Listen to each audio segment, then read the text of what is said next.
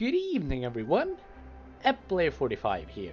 So, you all probably know that Fortnite has a storyline, and if you don't, I recommend checking it out, since it's really good. It's what I would have said if Chapter 4 didn't happen. But if you want to support me, please consider using code Player45 in the Fortnite item shop.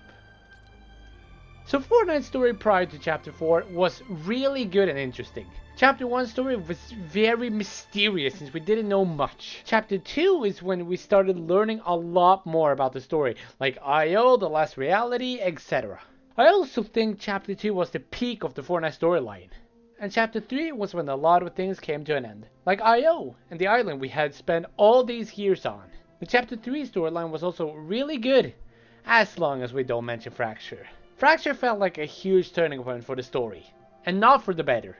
Fracture kind of sucked. It actually sucked a lot. The story in the event also sucked. Everything just sucked about Fracture. And what came after also kind of sucked. In terms of story, of course. Chapter 4's story actually started out pretty interesting with the Oathbound and the whole Riftgate story with Stellan. But when Chapter 4 Season 2 arrived, all of that was just thrown out of the window. We never heard from Stellan, the Ageless, or the Shapeless Man ever again. And Chapter 4 Season 2's story really sucked. There was some interesting stuff, like the fact that someone deleted all of the Peace and the Kids files on the last reality, but that never resulted in anything. Then came Chapter 4 Season 3, and the story seemed pretty promising with Sloane's return and all of the build-up towards Chapter 4 Season 4. And then came Chapter 4 Season 4.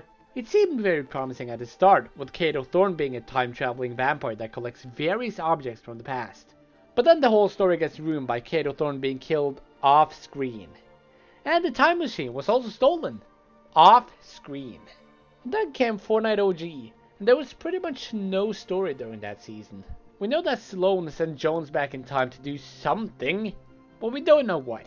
And the Big Bang event didn't really have any story either. It was kinda just a commercial for LEGO Fortnite, Rocket Racing, and Fortnite Festival. But I had hopes that Chapter 5 would have been a new chance for the storyline to become great again. But I started to lose hope since Chapter 5 Season 2's story was kind of lackluster. The whole story was that the Society took Peely, so Jones teamed up with Hope to take down the Society. And we got Peely back. But that was told through a loading screen. But then something interesting happened. Valeria did something to summon a giant hand holding Pandora's box. And then we opened Pandora's box. And I was very intrigued by that. I was starting to get my hopes up again for the storyline to become better. And now we're here, Chapter 5 Season 2. And this story seems really promising so far. All the gods have scared the Society into hiding, and Zeus wants to kill all mortals. And Midas has also returned with his old crew. And I just love Midas so much.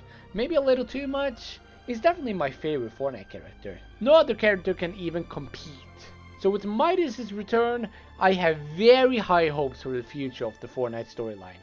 I also believe the reason Chapter 4 story was so bad was because Don Masu left Epic Games. But now that it's been a while since his retirement, I believe Charlie Wen, the new creative director at Epic Games, has gotten time to think about his story. And now I believe we're seeing his story finally starting.